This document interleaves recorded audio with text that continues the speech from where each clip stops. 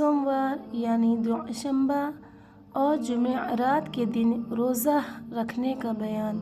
عن ابی ہریرہ ان رسول اللہ صلی اللہ علیہ وسلم قال تعرض الاعمال يوم الاثنين والخميس فأحب أن يعرض عملي وأنا صائم۔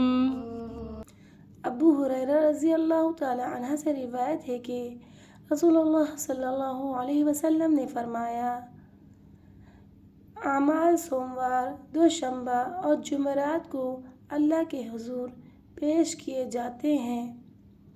میری خواہش ہے کہ میرا عمل اس حال میں پیش کیا جائے کہ میں روزے سے ہوں، اور یہ حدیث ہے سنن ترمذی کی 747۔